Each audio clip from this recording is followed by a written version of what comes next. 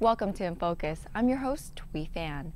If you ever wanted to know what true humanity look like, you need not look further than the people and dogs of Share a Pet. They are a volunteer organization who have shared their time and pets with countless people and children who need their help. Join me as we take you to the ARC of Broward to remind you what it really means to serve our community.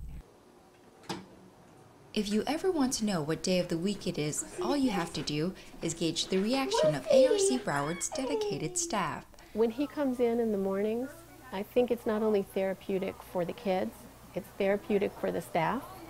That's because Fridays are unofficial Woofie Days, named after this 2-year-old poodle who comes to visit with the handicapped children of ARC. The kids just gravitate towards the dog. They're so excited. Friday is Woofie Day, that's what they call it. It's Woofie Day, and they are just looking forward to working with the dog. He and his owner Susie make the trek to spend some quality time with children like Hope and Faith, Alyssa and Aiden, and Anthony and Sanaya. But he isn't just any old dog.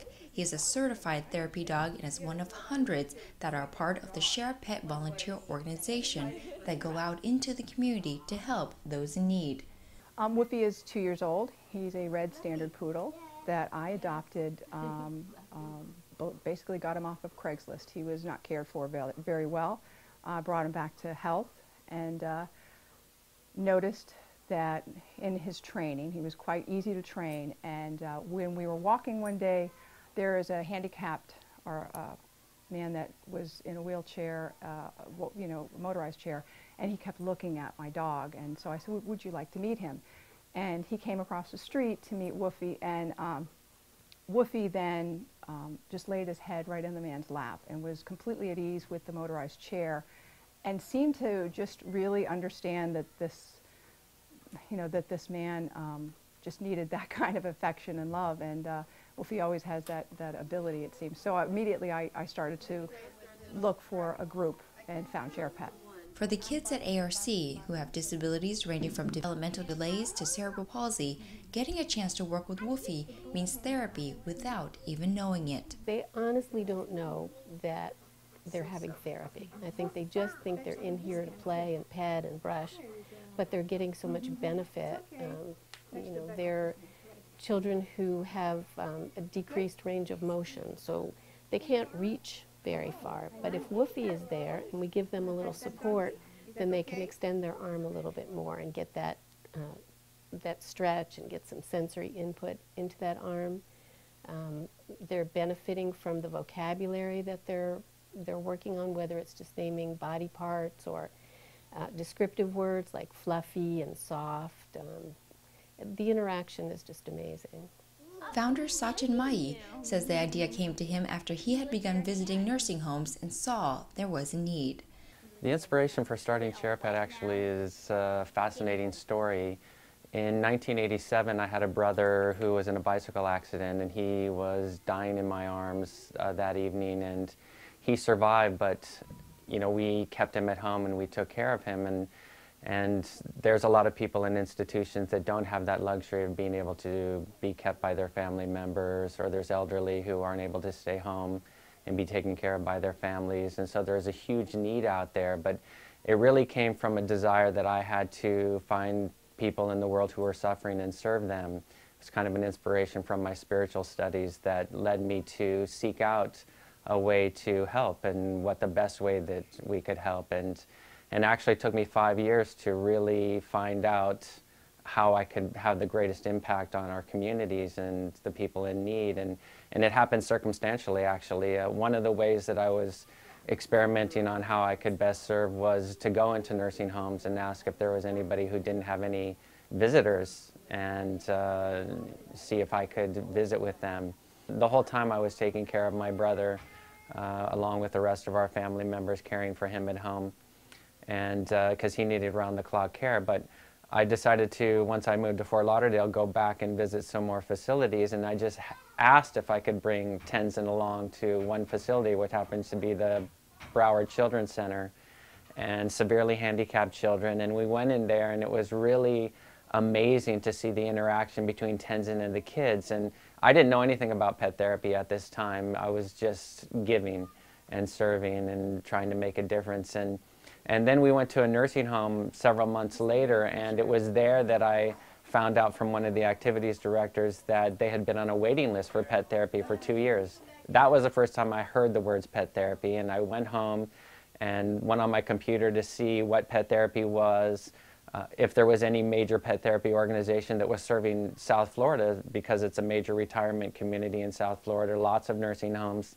and there wasn't anybody that was serving this area. So that was my aha experience. That was the day that I discovered that this is what I was going to do. I was going to start an organization and start serving people in need in this way by providing pet-assisted therapy with certified insured dogs. For Susie, she says being a part of Share a Pet has completely changed her life. Sharing my dog, and you know, it's giving love, but getting this incredible love from all these people, the people that we visit, as well as the nurses, the therapists, you know, the directors. They just adore Woofy, and it brings me great joy. And I think that it's transformed my life in that this is, I know, something that I have to do, want to do. It gives me such joy and makes me feel like I'm on the right path to doing these things with my life, and sharing him, because he's just such an amazing animal. There's so many amazing animals out there that should be shared, you know. But it's not just volunteering for me. It's getting so much love from these people. It's amazing. So I don't even think of it as a job. It's not. It's something we love to do. We do it with great pleasure. So. Mai says one thing that many people don't realize is how much people in nursing homes and rehab centers need our help. That's a big part of our goal, is to get the word out about how many people are in need in institutions. In other countries that I've traveled to in the world, because maybe for financial reasons or for other reasons, they don't stick their elderly in institutions. They don't stick them in nursing homes. So many of the people that we visit in the nursing home facilities are people that realistically could still be at home and still enjoying their families, and it's the greatest treasure that we've kind of locked away in this society in the United States. It's like our grandparents have gained so much life wisdom and they have so much love to give, and yet that's been removed from our household setting, and it's the greatest loss in my opinion. And so institutions are so removed. It's like you could really spend your entire life and never know that, you know, you're passing facilities that have people that are in need, and need beyond just the day-to-day care that they're getting, just beyond, you know, changing their clothes and giving them food. There's a tremendous need there, and a great opportunity to receive from them also. Working with these kids, you can't help but be touched by their circumstances and what you can do to help them with it. Oftentimes, we forget to be grateful for what we do have, and working with kids with special needs reminds us that a little bit of love and care can go a really long way. We have, for example, a child whose hand is closed normally, and when Woofy is here, that hand is open and able to feel his coat. And I think that the sensory input that they get from the dog makes a big difference. We're trying to urge that hand to open. We're doing activities for that hand to open, but there's nothing like putting it on Woofy's coat. And you'll see them start to open their own hand. Alyssa was one of them, that you just have Woofy there and she will open that hand on her own to try to get to Woofy. They look forward to him being here. It's not work to them. It's really using the dog in a playful atmosphere is how they look at it, but yet they're gaining so much from him. Because each child has a different disability, what they do with Woofy and their therapy varies. Hope has a little bit more difficulty with fine motor, so working on buttoning was using she was taking the buttons, unbuttoning actually, which is easier than buttoning. And so she was doing that with the occupational therapist to work on the fine motor, but also that will assist her in her own daily life in being able to unbutton and eventually button her own clothing. And then she's also working on speech and vocabulary and making sentences. Faith was able to button, again, it was fine motor that she was working on. And again, the sentence structure and being able to request something that you want. I want a pet Woofy, putting it together in a full sentence form. When we first started coming to ARC, Ellen, I think it was the second visit, she said there's a child that she works with that she would love to meet Woofy, but she was too afraid to come in the room. And then she has a puppet that she works with, and she was telling me how she was going to use the puppet to get Alyssa to come in the room to be with Woofy and meet Woofy. And of course the child was excited to see the puppet, but then the puppet started petting Woofy, and then, so it's been such a major transformation for this little girl to go from not even wanting to be coming near the room to coming in and wanting to walk him and to touch him, and to watch the concentration on her face when she tries to holds that brush and she wants to brush the dog. There's nothing that can better that. We do get caught up in our lives, We get crazy in our lives, especially people that are fully abled, and we're out in the rat race of life, and, like Sachin had said, you drive by centers that these people are living in, and you don't think about it. We get caught up in everything, and I've been guilty of being caught up in my life and the craziness of, day to day and raising children or whatever. And this has kind of grounded me a little bit too, to say, what's really important, what is trying to, what's really important is giving giving your love and getting love in return from people, and the facilitating of the animals, which they just love, and it's so pure, and these children are like that too. How about a kiss for Woofy? Good job. Blow him a kiss. All right. Back at you, Woofy. Coming up after the break, find out how you can be a part of this great organization and what you can do to help. You definitely don't want to miss it. Stay with us.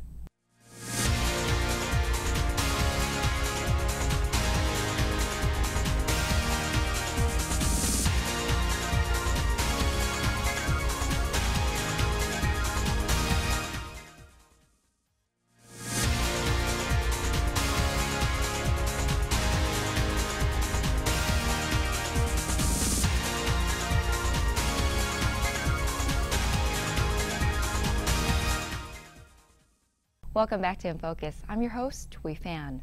Before the break, you got a chance to meet Woofy and Tenzin and join them as they work their magic helping disabled children improve. In this segment, we'll find out more about what they do and why it's vital to our community. Where's Woofy at? Here he is. There you go, Anthony. I work with animals professionally. He's nice and soft. I'm a groomer and a behavioral trainer. I've done working with animals for years myself. And I just know that I love all animals, of course, but there are some animals that just have a natural ability to understand, like know when to calm down, As you can see, when Woofy is with some of these kids, I mean, he knows just to relax and let them do what they need to do. And I tell you, he amazes me. I'm always excited to see what his intense, like, he just instinctively knows to sit and be calm. Like when Anthony's there, he's just sit and he'll be calm and just let Anthony, explore and do whatever. And when Anthony makes noise and, it doesn't startle him, that's, some dogs would be more startled by that. They would be more concerned, or, Woofy just has this sort of an ability just to know that that's okay. In Anthony's case, they don't know how much he can see, but the fact that he can turn his head towards Woofy is a sign enough that he recognizes him. These sounds you hear from him are ones of joy and not distress. Somehow I think of Woofy as a wise man. I mean, it was like Susie was saying, he understands when he needs to be calm and when he needs to sit and just let the children do what they're going to do. He just seems to have that sense, and he makes it so easy for us to do our jobs when he is so cooperative with them. Most of the volunteers I've met have said their dogs were natural therapy dogs. but they can be trained, and Mai explains the difference between a service and a therapy dog. There's a difference between therapy dogs and service dogs. A service dog is a dog that's trained with a specific task of helping their owner, their handler, in a specific need, whereas a therapy dog really is trained to be unconditionally loving, calm, people and dog friendly. And so those are the characteristics that we look for in our teams, is that we have great communication between our handlers and their dogs. They have to know the temperament of their dogs. That's why they have to have owned their dog for at least a year. The dog has to be at least a year old. But basic obedience is a must, and then the loving temperament of the dog, that it wants to engage with individuals and wants to encourage them to participate in the pet therapy experience. I asked Mai what it was about dogs and pets that made them such a good conduit for therapy. He says they are simply a great neutralizer. I think that we have natural barriers in our lives towards other individuals, whether it's,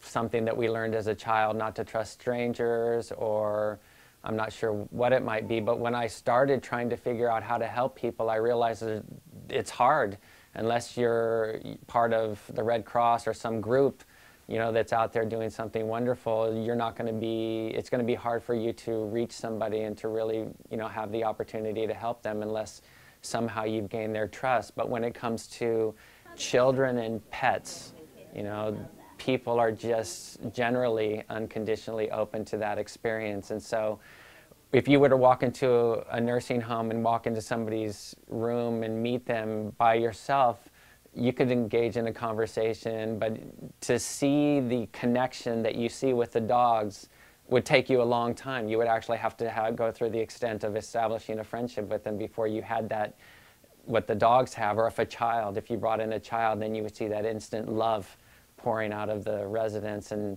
so that's the opportunity that pets provide, is just, I love, we hear somebody say, I love you to the pet right from the beginning. It's just immediate. It's really nice. One thing that we sometimes take for granted is how easy things come for us. Things like standing, buttoning up a button, and speaking are all things these children are working hard to achieve, and it's something Woofy and all the dogs at Share-a-Pet are happy to help with. Seeing the people with disability, you really start to realize you see way past the disability. I mean, these people are amazing, some of the kindest, most loving, most intelligent people. And they have intelligence that, can't be taught in a book. They have real heart and real soul. It's been an incredible experience for me, and I wish everyone to have this kind of experience. It's wonderful. I mean, it's so fulfilling. It's such a great opportunity to not only bring them joy, but to then combine it with something that assists them in their therapy. And so it's the best of all worlds. And so I know that, from my own experience and our volunteers, that we're very fulfilled in seeing the children engage, and then knowing that that's helping them.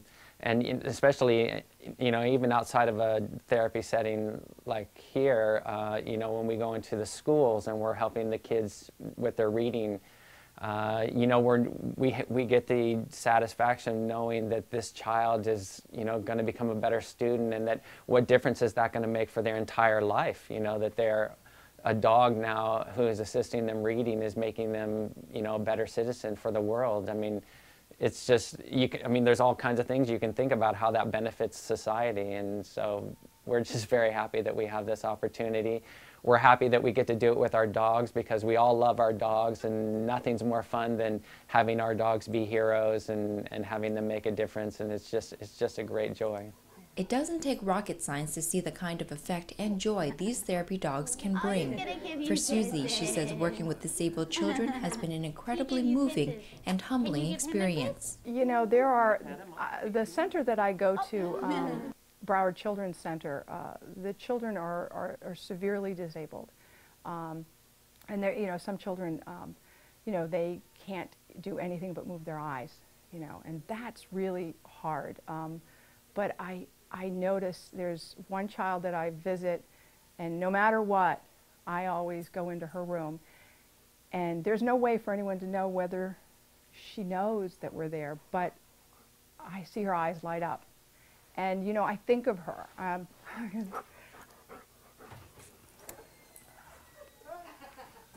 think of her because I think of what it must be like. I'm sorry. It must be like in a day-to-day existence to not be with anything but your eyes. And people say to me, well, isn't it sad to go there? And I said, no, because the few minutes of joy that you might bring this one person that is a person just like you and I, and that just seeing Woofie come in her room, even though she can't touch him, and even though she can't talk to him, even though she can't do anything, she looks forward to that moment that we walk in that room, and I know it because her eyes light up. She sometimes, lately she's even made a sound. And I think about her a lot, and I think about another girl that I had just met. She's a 25-year-old woman who lives in Broward Children's Center, and she's highly intelligent, and she's an amazing woman. I had just met her, and she was taken. She followed us all over. We were there for an hour and a half, and she followed us everywhere. And it wasn't until the end of our visit that I realized, because I had moved her hand, if I asked them if it's okay if I touched, and I was petting the dog, you know, letting her pet the dog, and she didn't tell me because they're so kind. Some of these people have the kindest hearts, and she didn't tell me that she couldn't feel that I was doing that. And when at the end of the visit I felt comfortable enough to ask her if she could feel, because I know she couldn't move, but I didn't know whether she could feel. And she said, no, she couldn't feel anything. And I said, is there anywhere you can feel? She said, I can feel on my face. And so Woofie, I picked Woofie up, and he kissed her on her face. And that was just beautiful. And just to have that experience for this person who, it's moved me, as you can see, I can't. So to see all different levels and to see people that just look forward to him and being a change in their lives, you know, being a change in my life, that's what's important to me, and it's changed my life. We love to give the love, and we love to get it. What I've learned from doing this is probably the greatest lesson that I could wish for anybody, and that is that serving others and sharing love is the greatest experience you can have on earth. And so with so much of our lives being caught up in working and, you know, chasing after material, you know, pleasures and things like that, it's really the opportunities that we have to give love and unconditional love and give love without any desire to get anything in return that makes us feel so wonderful. And that's what all of our volunteers report back to us, and that's what all my experience has been. And so seeing the transformation that happens with our volunteers as they start to engage in this weekly unconditional loving experience, it's transformed so many of our volunteers' lives, and that's been so fulfilling for me. So really that is the greatest joy, and because of that, there's never been a day in all the years that I've been running the organization that I've ever dreaded anything that I was doing, even in the beginning when it was a tremendous struggle because I didn't have any business background, and like anything, you know, there's so much that is involved in running an organization and training individuals and creating the materials so that you're getting the word out. But in spite of that struggle, the joy that I received from going and giving to people on a weekly basis just, you know, made it a no-brainer. It's not every day that you get a chance to see and experience true grace in the making. I can't tell you enough how touched and inspired I was watching all these volunteers and their pets working together to bring some sense of joy and therapy to these kids. They're doing something truly worth mentioning, and if you think your dog has what it takes, don't hesitate to contact them. They need all the help they can get, and you can find out more by going to www.shareapet.org. Until next time, we hope you learn more, live more,